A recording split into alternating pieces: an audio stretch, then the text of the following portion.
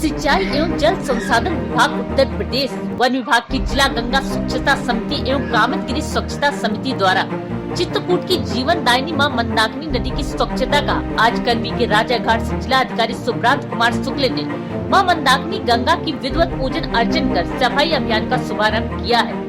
दरअसल आपको बता दें कि जिलाधिकारी ने कहा है कि हमारे जनपद चित्रकूट धाम का जो यह पुण्य सलीला मां मंदाकिनी गंगा जी है, इसमें आज स्वच्छता अभियान को लेकर यहाँ के नागरिकों ने बीड़ा उठाकर आगे आए हैं। कहा है कि हमारे सरकारी प्रयास हैं, चाहे नगर पालिका हो या सरकारी विभाग हो, वह तो कार्य कर ही रहे हैं, लेकिन सामूहिक प्रयास बहुत जरूरी है, जिसका आज संक्षिप्त प्रयास की शुरुआत की गई है। सरकारी तंत्र के साथ नागरिक गणों का आगे आना बहुत आवश्यक है। साथ ही उन्होंने कहा कि एक मिलकर 11 होते हैं, बिना जन सहयोग के यह कार्य संभव नहीं है। हम लोग नदियों में कचरा ना डालें, इस पर अगर हम लोग संभल गए तो अपने आप ही नदियां निर्मल रहेंगी। कहा कि कामतगिरी की स्वच्छता समिति, एनसीसी के बच्चों, बुंदेली सेना आदि स्वयंसेवी संस्थाओं द्वारा स्वच्छता को लेकर कार्य किया जा रहा है। यह एक अच्छा संदेश है।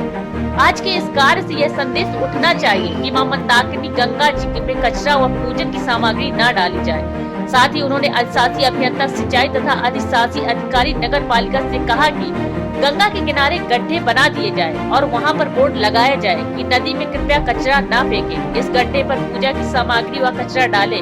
हमें इसे दूषित करने से बचाना है, तभी हम स्वच्छ बना सकते हैं। साथ ही उन्होंने कहा कि जन सहभागिता से ही परिक्रमा मार्ग में स्वच्छता का मानक बढ़ गया है।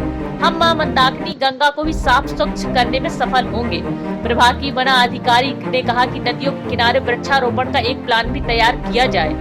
अधिशासी अभियंता सिंचाई ने कहा कि गंगा की स्वच्छता पर रूपरेखा बनाकर कार्य कराए जाए। इस कार्य में चित्रकूट के नागरिक भी जुड़े और बीड़ा उठाएं। हमें इस मां मंदाकिनी को स्वच्छ रखना है। साथ ही उन्होंने कहा कि इंदौर को स्वच्छ बनाने में सबसे बड़ा योगदान नागरिकों का ही है। सरकारी माध्यम के साथ साथ आम जनमानस का सहयोग बहुत ही आवश्यक है। आज से यह एक अच्छा संदेश जाएगा और लोग जागरूक होंगे। यह कार्यक्रम स्वच्छता का चलता रहेगा। जो लोग श्रमदान करना चाहते हैं वह आगे आए और मां मंदाकिनी को स्वच्छ बनाएं। मेरी यही सभी से अपील है। इस अवसर पर प्रभागी वनाधिकारी आर.के. दीक्षित, अधिशासी अभियंता सिंचाई आशुतोष कुमार, अधिशासी अधिकारी नगर पालिका परिषद करवी राम अंचलपुरी, सहायक अभियंता सिंचाई गुरु प्रसाद, SI अगर नगर पालिका के शुक्ला, जिला समन्वयक शिवा सहित अन्य पदाधिकारी व कर्मचारी शक्तिपीठ के व्यवस्थापक और संस्थापक लोग उपस्थित रहे।